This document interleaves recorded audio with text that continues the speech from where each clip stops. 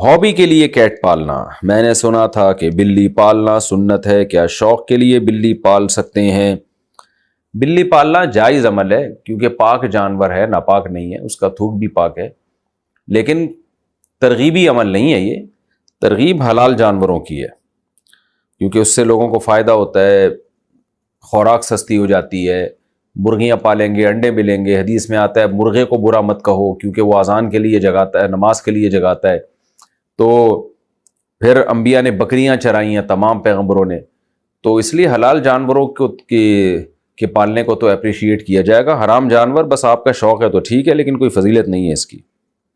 کیا بلی کا جھوٹا کھا پی سکتے ہیں؟ بلی پالنا کیسا ہے؟ کیا بلی کا جھوٹا حلال ہے؟ اگر بلی نے گوشت یا دودھ میں منہ مار دیا تو اس کے استعمال کا کیا حکم ہے؟ موسیٰ جان ریاض سے حدیث میں آتا ہے نبی صلی اللہ علیہ وسلم نے بلی کا جھوٹے کو پاک قرار دیا ہے اور اس کی وجہ یہ بیان کی فَإِنَّهَا مِنَ الطَّوَّافِينَ عَلَيْكُمْ، یہ تم پر بار بار چکر لگاتی ہے، یعنی گھریلو جانور ہے، اس سے بچنا بہت ممکن ہے۔ تو اس لیے فقہاء نے لکھا ہے کہ بلی کا جھوٹا پاک ہے، لیکن مکروہ بہرحال ہے۔ مکروہ اس لیے کہ درندوں کے جھوٹے ناپاک ہوتے ہیں، حرام جانوروں کا جھوٹا ناپاک ہوتا ہے، تو بلی بھی بہرحال ایک درندہ ہے۔ تو نبی نے جو گنجائش دی اس کی وجہ بتا دی کہ اس سے بچنا ممکن نہیں ہے، بہت مشکل ہے اس سے بچنا، بار بار گھروں میں آتی ہے، منہ لگا دیتی ہے کھانے پینے کی چیزوں کو۔ تو اس سے پتہ چلتا ہے کہ ضرورت کی وجہ سے اس کی اجازت دی گئی ہے، تو ضرورت کی وجہ سے جس چیز کی اجازت دی جائے تو اس میں یہی ہوتا ہے کہ احتیاط بہتر ہے۔ تو اگر بلی نے گوشت میں منہ مار دیا، پانی میں منہ مار دیا تو استعمال کر سکتے ہیں، لیکن اگر کوئی احتیاط پر عمل کرے تو بھی ٹھیک ہے، تو زیادہ اچھا ہے۔ تو اب ایسا نہ ہو جائے کہ بلیوں کو اتنا لفٹ کرائیں جیسے انگریزوں نے کتوں کو لفٹ کرایا ہوا ہے، کہ وہ اس کا جھوٹا باقاعدہ پراپر کھاتے ہیں پیتے ہیں، اس کے زبان لگاتے ہیں، اس کی زبان، کتا ان کے منہ میں زبان لگا رہا ہوتا ہے، اوٹ پٹانگ حرکتیں کر رہے ہوتے ہیں، اللہ تعالیٰ ان کو ہدایت دے۔ تو کتے کا جھوٹا تو بالکل ہی ناپاک ہے۔ میرا مقصد بتانے کا یہ ہے کہ بلی کو پالیں آپ، لیکن اتنا لفٹ نہ کرائیں جتنا انگریزوں نے کتوں کو لفٹ کرایا ہوا ہے، کیونکہ ہے بہرحال درندہ، تھوڑا سا ریزرو رہیں اس سے، کھانے پینے کی چیزوں میں اس کو اپنے ساتھ شریک نہ کریں، فیملی ممبر نہ بنائیں آپ بلی کو۔ کیا بلی کا کاروبار حلال ہے؟ کیا بلیوں کا کاروبار کرنا جائز ہوگا؟ اگر ہم بلیاں پالیں اور بعد میں اسے بیچیں تو کیا یہ جائز ہے؟ عظمیٰ صاحبہ ممبئی سے۔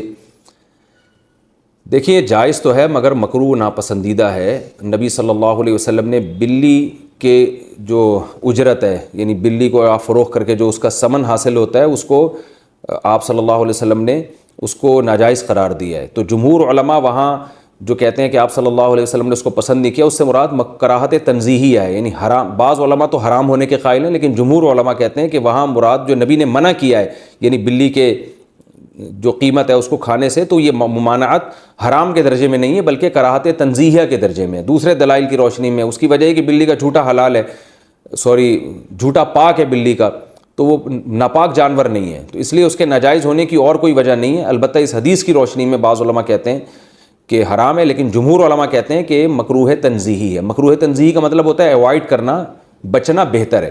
تو مشورہ میرا یہ ہے کہ اگر آپ نے کوئی بلی بیچ دی ہے تو اس کی قیمت اگر آ گئی ہے تو ٹھیک ہے، لیکن آئندہ بہتر یہ کہ اس کو کاروبار آپ نہ بنائیں۔ حرام میں نہیں کہہ رہا، قول میں وہی کر رہا ہوں جو جمہور کا قول ہے کہ حرام نہیں ہے، مکروہ تنزیہی ہے، لیکن بہتر یہی ہے کہ آپ اس سے اجتناب کریں۔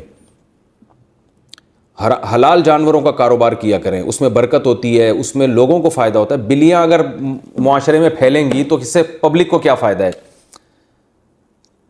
اگر گائے، بھینس، بکریاں، مرغیاں ان کا کام کریں گے، مرغیوں سے انڈے ملیں گے، بکریوں سے دودھ ملے گا، گوشت ملے گا، بکروں کے ریٹ مارکیٹ میں کم ہو جائیں گے جب بکروں کی پیداوار بڑھے گی، تو اس سے انسانیت کو فائدہ ہے اور انٹرٹینمنٹ بھی ہے۔ بکری بھی پل جاتی ہے، دمبے بھی پل جاتے ہیں۔ میرے دمبے آپ آ کے دیکھیں، 2 دمبے ایسے ٹائٹ خاندانی طریقے سے پلے ہوئے، کھا کے ماشاءاللہ مستنڈے بھی ہو رہے ہیں اور پل بھی گئے ہیں، بچے کھیلتے ہیں ان سے، وہ جب عصر کے بعد لے کے نکلتے ہیں چھلانگیں مارتے ہیں وہ۔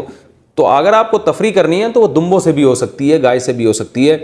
گائے کا بچہ کتنا خوبصورت ہوتا ہے ایسا، اور بھینس کا بچہ ایک نمبر کا سست ہوتا ہے۔ میں اکثر لطیفہ سناتا ہوں نا، بھینس کا بچہ ایسے کھیلتا ہے، بس اس کا کھیل یہی ہے، کان بیٹھ کے ہلاتا رہے گا، تو اس سے بھی مزہ آتا ہے۔ اور گائے کا بچہ ذرا اچھل کودتا ہے، بکری کا بچہ اور اچھل کود مچاتا ہے، ایسا خوش ہوتا ہے جب آپ اس کو اس کے پنجرے سے باہر نکالیں نا، ایسی چھلانگیں مارتا ہے۔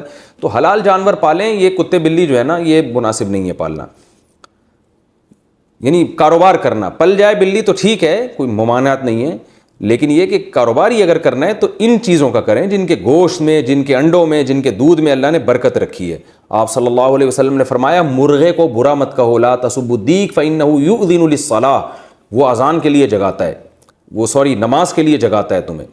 تو یہ برکت والے جانور ہیں، حلال جانور جو ہیں ان کو رکھنا چاہیے۔